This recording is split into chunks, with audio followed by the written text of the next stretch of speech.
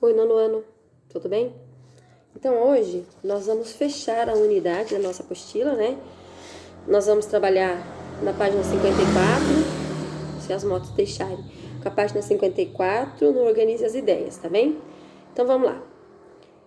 O complemento nominal é o quê? É um termo preposicionado que completa o sentido de um nome, substantivo, adjetivo ou advérbio. Então, seria a letra B.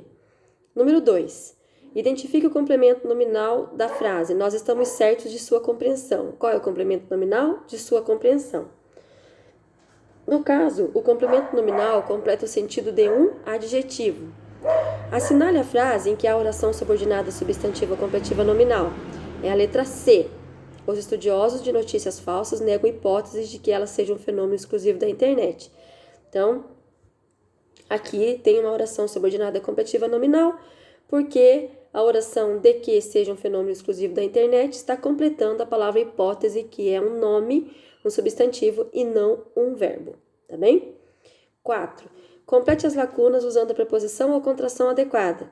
Então, vamos lá. A sociedade não pode manter-se alheia ao discurso de ódio. Coloquei ao. A Organização Mundial de Saúde entende que o vício em videogames configura uma condição de doença. As notícias falsas contra a saúde são cruéis com as pessoas que acreditam em curas milagrosas. A maioria dos cidadãos está disposta a rever seus hábitos de consumo. Os plásticos descartáveis são incompatíveis com a segurança dos animais marinhos.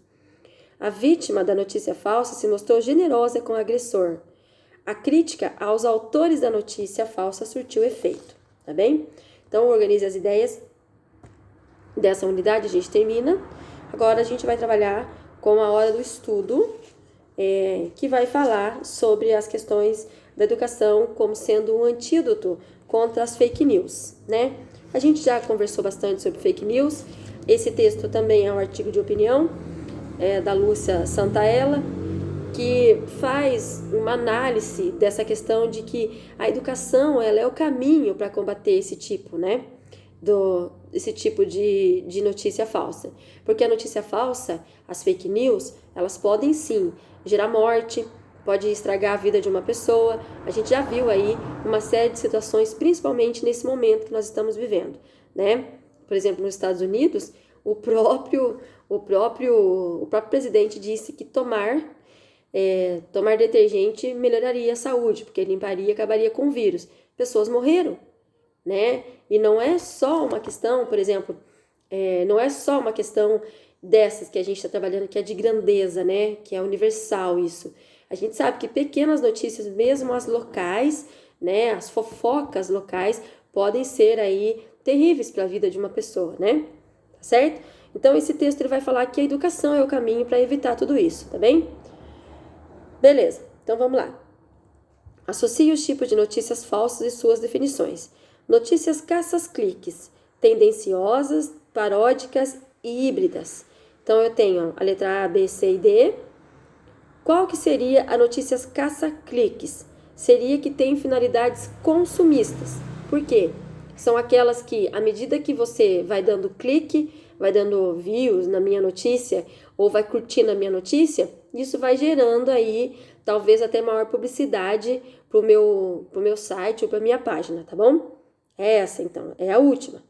Notícias tendenciosas, tem chamadas sensacionalistas que distorcem o conteúdo do texto.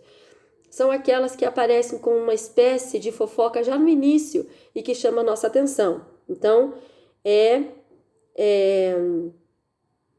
Não, gente, desculpa. Essas uma não são as sensacionalistas ainda, né? As tendenciosas têm finalidades políticas.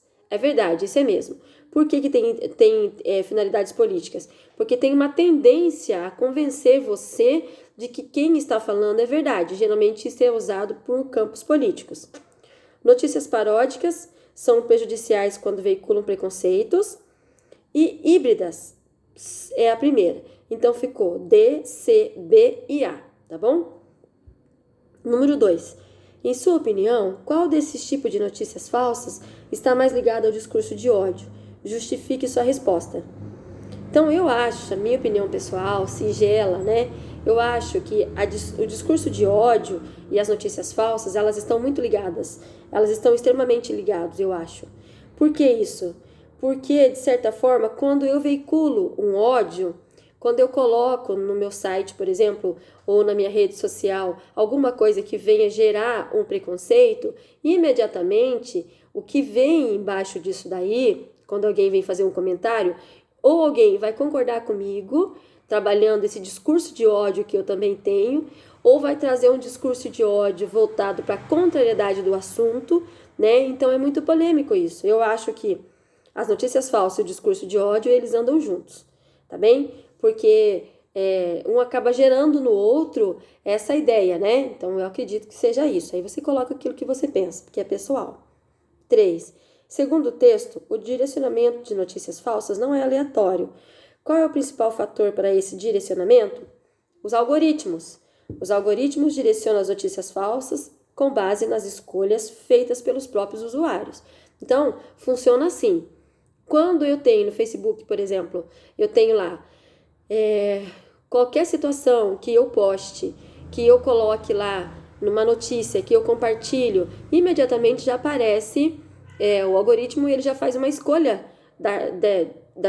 do que eu postei e em seguida a página já mostra para mim algumas situações que eu acabei interagindo. Então, os algoritmos mesmo já levam para mim esse tipo de notícia, tá bem? Os robôs do Facebook, eles acabam gerando para você esse tipo de notícia também, tá bem?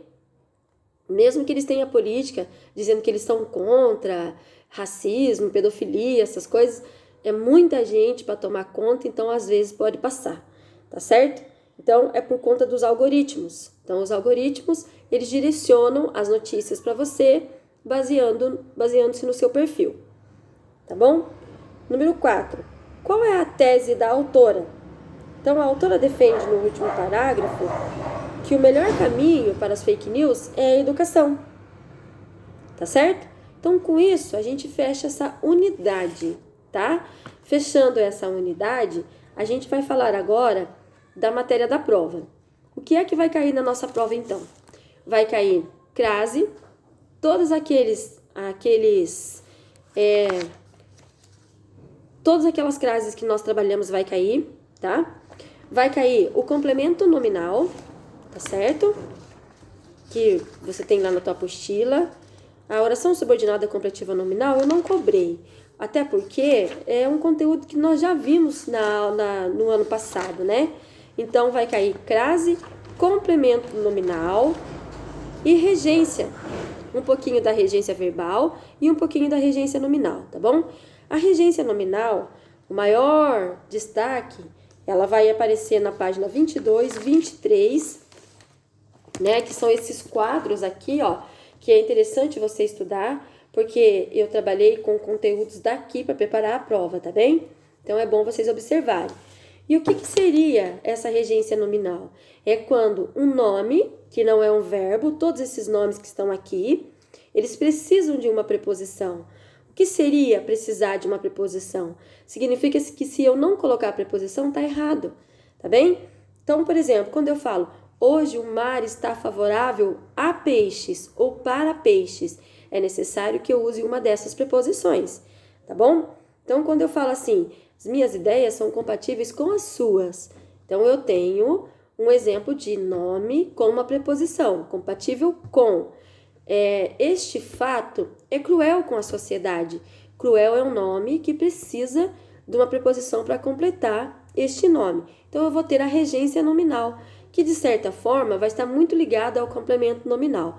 A regência verbal é quando um verbo, ele também vai precisar de um complemento, muitas vezes através de uma preposição ou não, tá? Daí a gente vai ter as transitividades verbais, as intransitividades que nós tanto falamos, tá bem? Vou pegar um verbo que eu gosto de trabalhar sempre, o verbo preferir. Nós não usamos o verbo preferir com o índice, por exemplo, nós usamos o verbo preferir com índice de importância.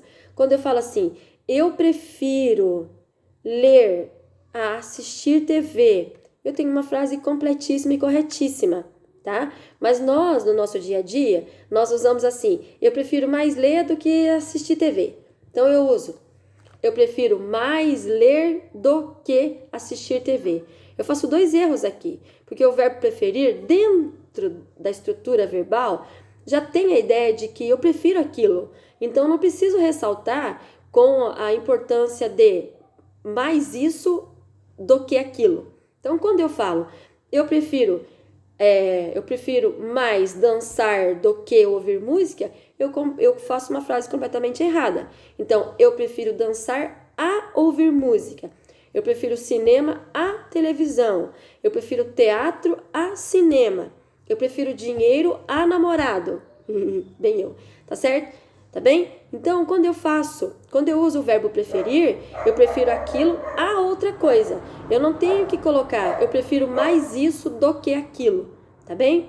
Então, cuidado que pode ser que aconteça que caia lá na nossa prova, tá? Então, com isso, gente, nós vamos fechar a aula de hoje. Era só para terminar a unidade e falar das matérias que irão cair na prova, tá bem?